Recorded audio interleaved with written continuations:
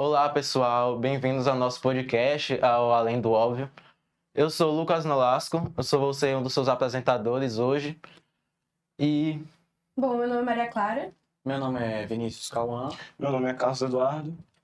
Bom, hoje a gente vai começar a falar sobre a relação da Rússia com a Ucrânia, né? Ela é bem complexa e é profundamente enraizada na história, né? Ela teve começo especialmente na Guerra Fria, né? Sim, correto.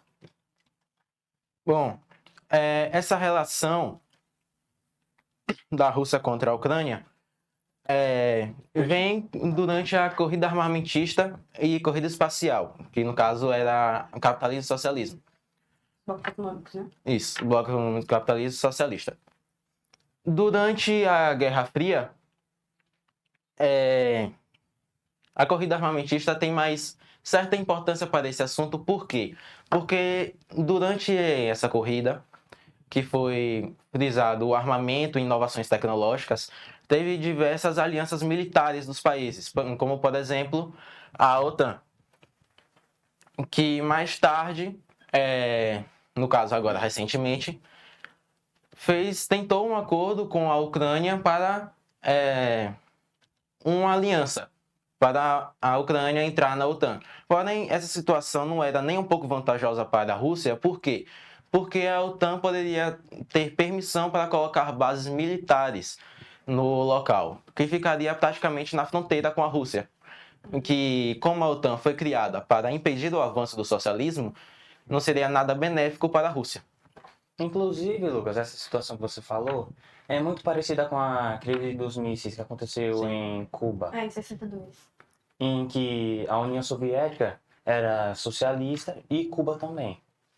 E a União Soviética, como era inteligente, aproveitou para pressionar e apontar mísseis para os Estados Unidos. Instalando mísseis em Cuba, não é? Exatamente.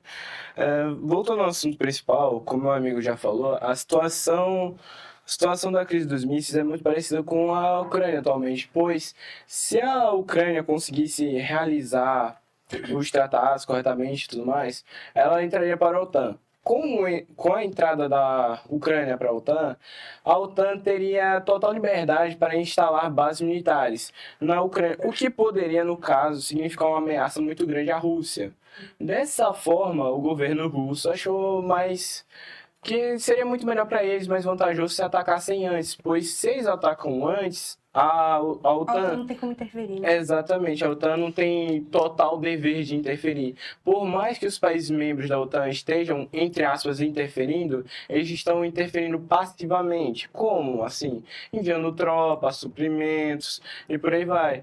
Porque se eles entram com força total, entram de forma muito ativa, eles vão acabar despertando uma certa inimizade com a Rússia. É que quer querer uma guerra com a Rússia, né? Exatamente. Exatamente. Uma guerra com a Rússia ou com os Estados Unidos é algo muito desvantajoso para qualquer local. Querendo ou não, dessa forma, a OTAN, como já foi falado, ela foi criada para ser contra a União Soviética.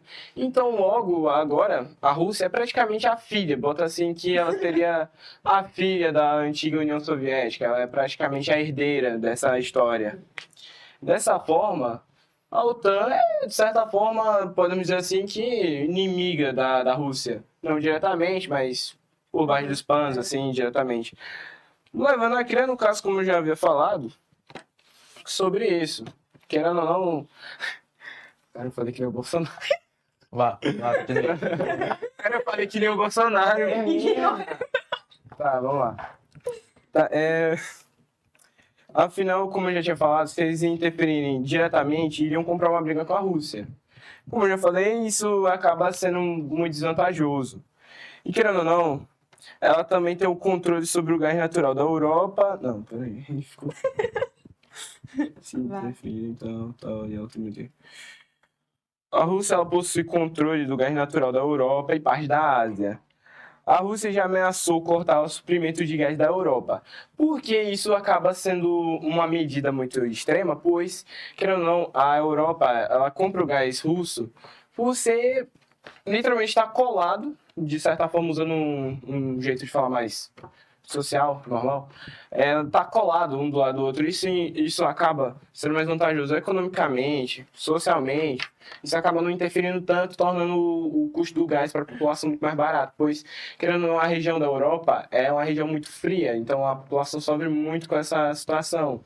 Tanto é que eles compram muitos aquecedores. E o aquecedor ele usa esse gás russo. E um exemplo também dessa questão do gás é a própria Alemanha. Por quê? Porque a Alemanha depende totalmente da Rússia nesse sentido.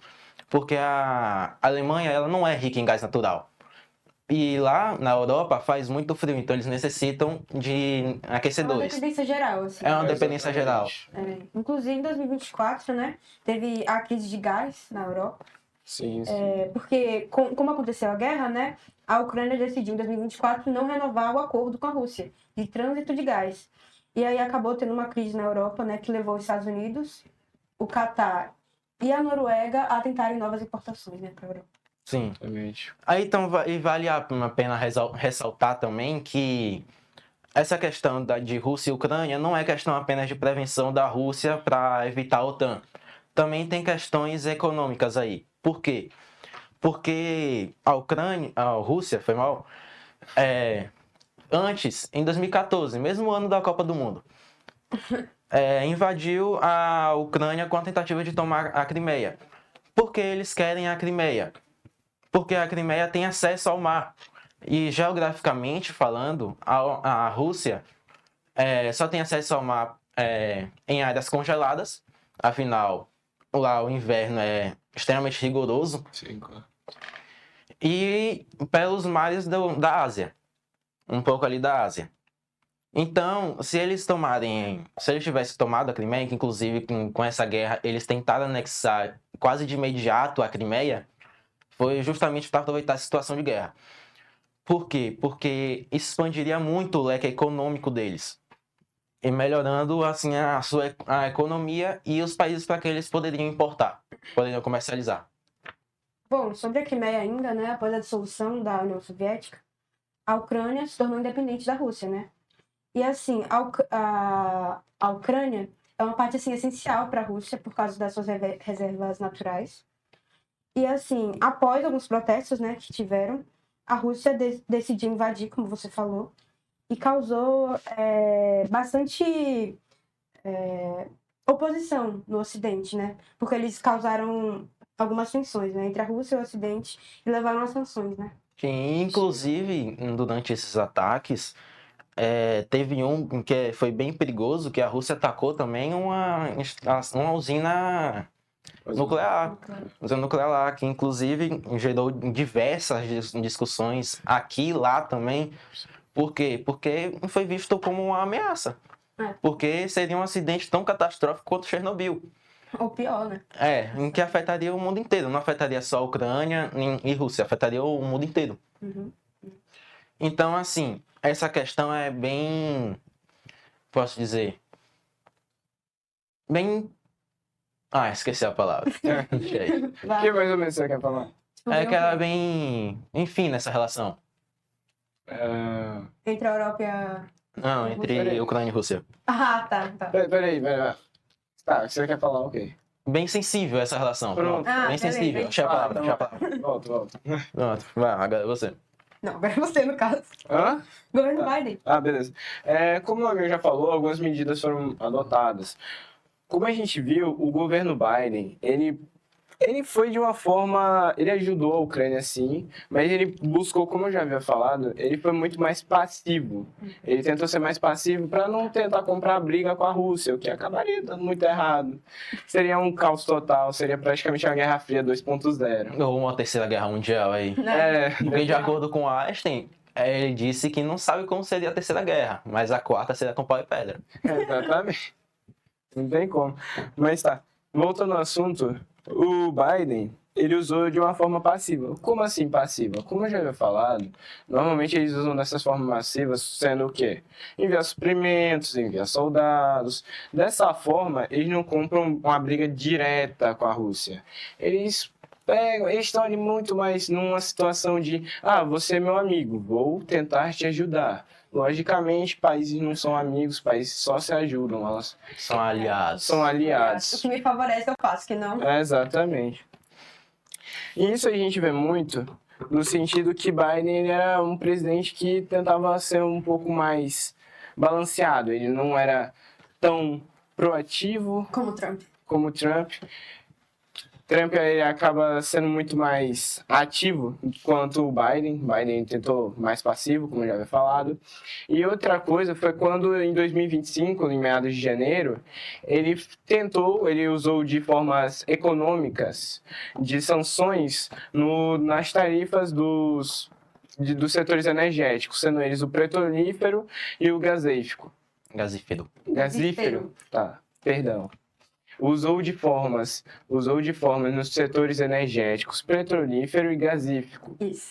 Nessa forma, ele acaba, usando um termo, ele acaba freando um pouco. Enfraquecendo a capacidade. Enfraquecendo essa guerra.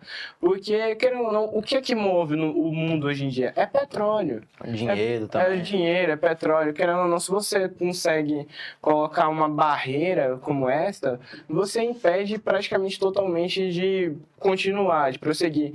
Tanto eu vou agora citar um fato mais histórico, não sei um pouco do assunto, mas usando como alusão a Guerra dos 100 Anos, entre a França e a Inglaterra.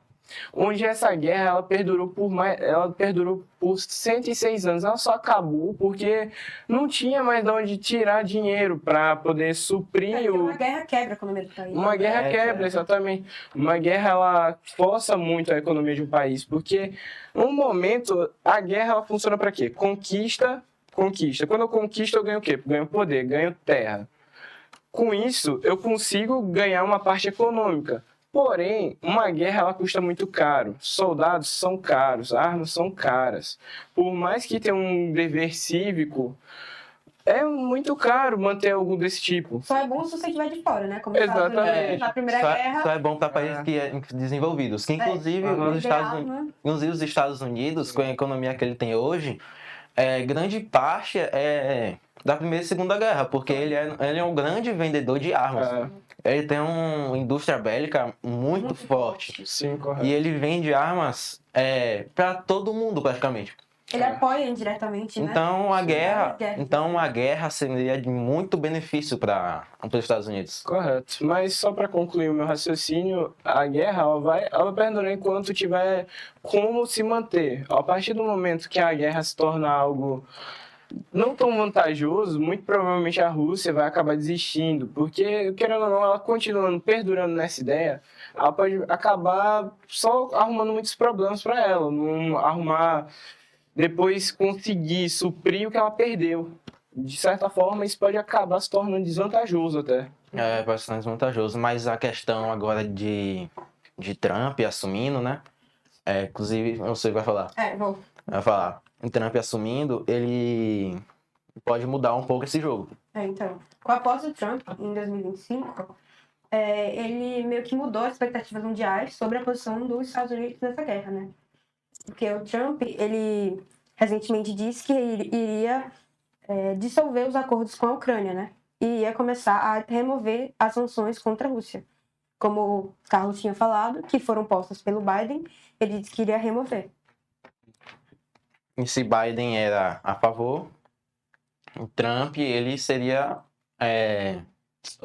se Biden não era a favor a essa guerra e colocava sanções na Rússia, Trump fez justamente o contrário. Ele retirou essas sanções. Uhum. E, inclusive, tem um vídeo que a gente vai falar no instante de uma discussão entre Zelensky e Trump, que teve agora recentemente. Foi. Bom, só para frisar, né, os Estados Unidos com a Rússia, eu acho que eles estão... Agora, minha opinião, né, acho que, por agora, eles estão buscando de novo a Rússia, entendeu? Estão tentando reaver as relações entre Estados Unidos e Rússia. Sim, afinal, Estados Unidos e Rússia são uma das duas grandes potências mundiais. Entrou a China agora no meio, mas deixar um pouco de fora agora. Uhum. E uma aliança econômica entre esses dois daria muito bom, por quê? porque levaria a economia dos dois muito. Já são fortes agora, economicamente. Imagine se fizesse uma aliança. Uhum. Uma aliança entre poderes, assim, seria praticamente Bom, mas uma briga entre eles também não seria nada legal. Correto. E lembrando mais uma vez, economia não tem nada a ver Terra. com amizade. Sim. Amizade, gostar de alguém ou não, tem nada a ver com economia. Economia é uma parte separada disso. Sim, com certeza. Então, relações econômicas com o país não significa que eles são amigos. Significa que um tem interesse e o outro também tem interesse. Quando acabar o interesse, acabou a relação. Usando de gancho que você falou agora, é praticamente que a gente já estava falando aqui da Ucrânia, dos Estados Unidos está ajudando ela. Ele está ajudando até quando for benéfico a ele. A partir do momento que não for, ele tá caindo fora. Que nem a Ucrânia. Até quando ele ajudava, aí parou. Aí agora... Não é mais o foco dele, né? Que Trump assumiu agora, ele percebeu que estava sendo mais custoso manter essa guerra. Porque ele estava cedendo tropas e armamentos para ele. Vale muito mais a pena para os Estados Unidos se aliar à Rússia. Sim, correto.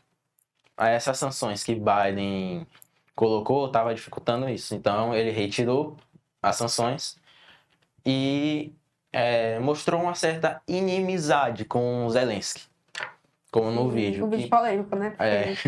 Não sei se vocês viram. Vamos entrar nesse tópico agora. Não sei se vocês viram ainda o vídeo, mas... Tá, bora começar a falar disso? Bora. Tá, agora vai ser tipo uma roda de conversa mais do nosso lado, né? Nossas opiniões sobre o assunto. Então é isso. Peraí, bora recomeçar aqui, porque... O quê? Não é que eu fiquei, sei lá... Enfim, bom, não sei se vocês viram, né? Mas é o vídeo do Trump brigando com o Zelensky. Brigando. Ao vivo.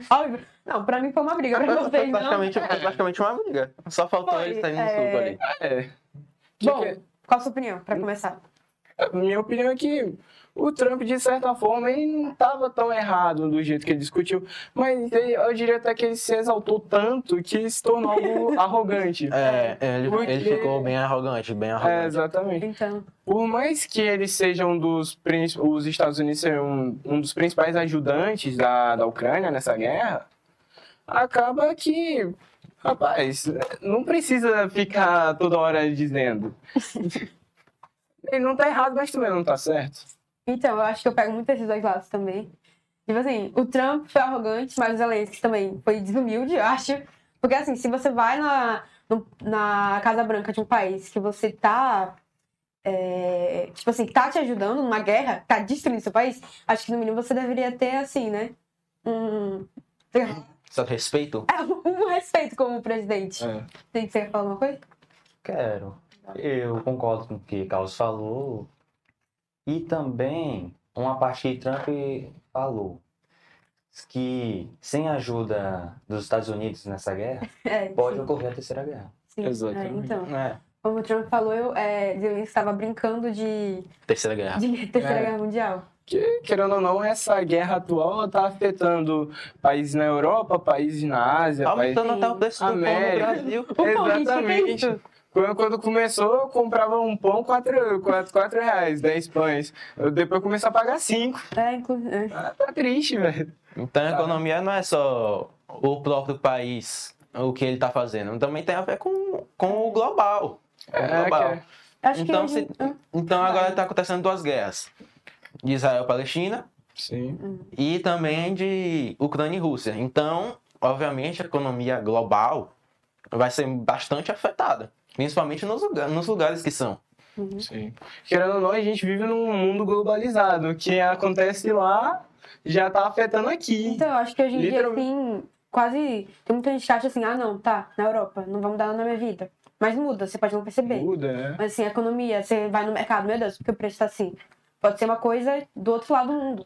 É a globalização, né? A globalização, como a gente já falou no podcast passado, né? Vamos lá assistir se vocês não assistiram. Exatamente. Se tiver como colocar o vídeo aqui, a gente coloca. Se tiver. Mas, em geral, é isso. Muito obrigado por assistirem ao podcast. E vemos vocês no próximo episódio. Tchau. Tchau, pessoal. Adeus.